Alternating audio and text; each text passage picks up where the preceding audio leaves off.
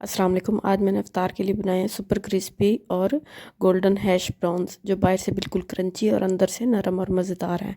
इफ्तार table की शान बढ़ा देंगे। अगर आप भी रोज़ रोज़ के पकौड़ों से हटकर कुछ डिफरेंट और टेस्टी बनाना चाहते हैं तो ये आसान और क्विक रेसिपी आखिर तक ज़रूर देखें। अगर आप चैनल पर न्यू हैं तो प्लीज़ चैनल को सब्सक्राइब करना बिल्कुल नहीं भूलें। तो हैश ब्राउन्स बनाने के लिए मैंने 6 अदद आलू लिए हैं। आप अपनी ज़रूरत के मुताबिक इनकी क्वांटिटी कम या ज़्यादा भी कर सकते हैं।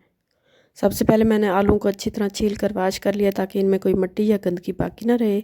इसके बाद मैंने मोटे ग्रेटर की मदद से इन आलूओं को कश कर लिया है।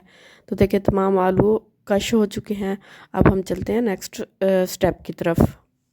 अब मैंने एक बाउल में पानी लिया और इसमें कश किए हुए आलू डाल दिए ताकि इनका इजाफी स्टार्च जो है वो निकल जाए। ये स्टेप बहुत ज़रूरी है क्योंकि इससे हमारे हैश ब्राउन ज़्यादा क्रिस्पी बनते हैं। कुछ देर पानी में रखने के बाद मैंने स्ट्रेनर की मदद से आलूओं का पानी अच्छी तरह निकाल लिया है ताकि इनमें नमी बाकी ना रहे। आप चाहें तो हाथ या साफ़ कपड़े की मदद से भी अच्छी तरह निचोड़ लें ताकि इजाफी पानी मुकम्मल निकल जाए। देख सकते हैं कि पानी निकालने के बाद आलू बिल्कुल खिले खिले और अलग अलग हो गए हैं। यही परफेक्ट टेक्सचर होता है क्रिस्पी हैश ब्राउन बनाने के लिए। इसके बाद मैंने एक पैन लिया और इसमें सारे कश किए हुए आलू डाल दिए हैं। मैंने इन्हें मीडियम फ्लेम पर तकरीबन 2 से 3 मिनट तक कुक किया ताकि इनकी बाकी नमी भी मुकम्मल तौर पर ख़त्म हो जाए। ये स्टेप बहुत अहम है क्योंकि अगर आलू में नमी बाकी रह गई तो हैश ब्राउन्स क्रिस्पी नहीं बनेंगे। जब आलू हल्के से खुश्क और फ्लफ़ी हो गए तो मैंने इसमें थोड़ा सा ऑयल ऐड किया और इन्हें तकरीबन 80% तक फ्राई किया, यानी सिर्फ इतना कि इसका रंग हल्का सा सुनहरी हो जाए लेकिन मुकम्मल ब्राउन ना हो। आप देख सकते हैं कि आलू आहिस्ता आहिस्ता अलग अलग और दानेदार हो गए हैं, जो कि परफेक्ट टेक्सचर है हैश ब्राउन्स के लिए। जब आलू अच्छी तरह फ्राई हो गए तो मैंने इन्हें एक बाउल में निकाल लिया है और रूम टेम्परेचर पर ठंडा होने के लिए रख दिया है। आलू को ठंडा करना बहुत ज़रूरी है क्योंकि अगर हम गर्म आलू को शेप देंगे तो वो सही तरह सेट नहीं होंगे और फ्राई करते वक्त टूट सकते हैं। तो आलू ठंडे होने के बाद मैंने इसमें ऐड किए 5 से 6 tablespoon cornflour. Cornflour hash browns को बाइंड करने में मदद देता है और इन्हें एक्स्ट्रा क्रिस्पी भी बनाता है। इसके बाद मैंने इसमें शामिल किए 1 टीस्पून नमक, 1 टीस्पून काली मिर्च पाउडर, हाफ़ टी स्पून हल्दी और हाफ़ टी स्पून ज़ीरा। अब हम इन तमाम मिसालों को अच्छी तरह मिक्स करेंगे ताकि हर आलू के रेशे में जायका यकसा तौर पर आ जाए। कॉर्नफ्लोर ऐड करने के बाद आप देख सकते हैं कि हमारा मिक्सचर थोड़ा सा स्टिकी हो जाता है और यही परफेक्ट कंसिस्टेंसी है क्योंकि इससे हमारे हैश ब्राउन्स शेप में रहेंगे और फ्राई करते वक्त टूटेंगे नहीं। तो देख लीजिए हमारा हैश ब्राउन्स का मटेरियल बिल्कुल रेडी हो चुका है। अब अगला स्टेप होगा इन्हें खूबसूरत शेप देने और गोल्डन क्रिस्पी फ्राई करने का।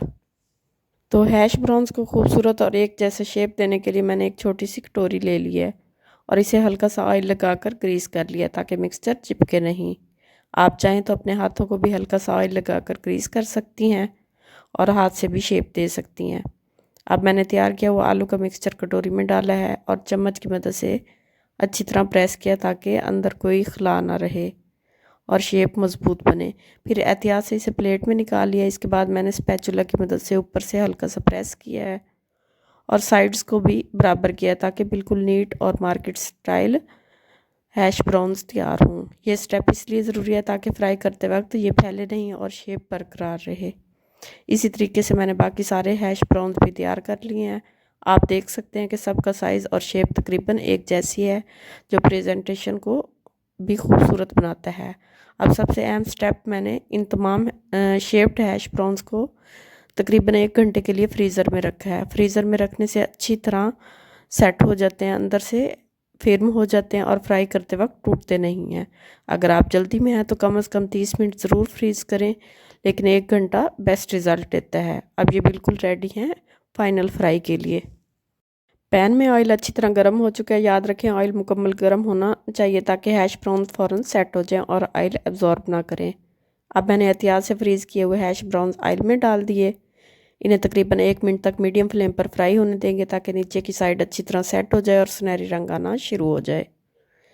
1 मिनट बाद हम इन्हें आहिस्ता से फ्लिप करेंगे। पलटते वक्त जल्दी ना करें वरना शेप ख़राब हो सकती है।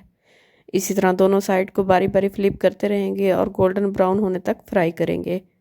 आप देख सकते हैं कि इनका रंग कितना खूबसूरत सुनहरी हो रहा है और ऊपर से कितने क्रिस्पी लग रहे हैं। जब ये अच्छी तरह गोल्डन और क्रिस्पी हो जाएं और इन्हें निकाल कर टिश्यू पेपर पर रख दें।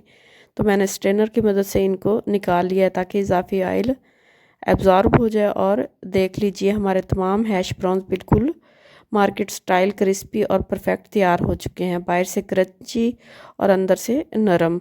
तो इसी तरह मैंने सारे हैश ब्राउन्स रेडी कर लिए।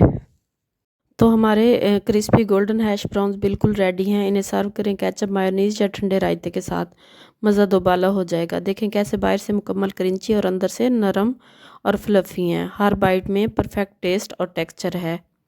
ये रेसिपी ना सिर्फ आसान है बल्कि इफ्तार के लिए परफेक्ट स्नैक या साइड डिश भी है, जो बच्चों और बड़ों सबको पसंद आएगी। अगर आपको ये रेसिपी पसंद आई हो तो वीडियो को लाइक ज़रूर करें, दोस्तों के साथ शेयर करें और हमारे चैनल को सब्सक्राइब करें ताकि आपको मिलती रहें ऐसे मज़ीद और आसान रेसिपीज़।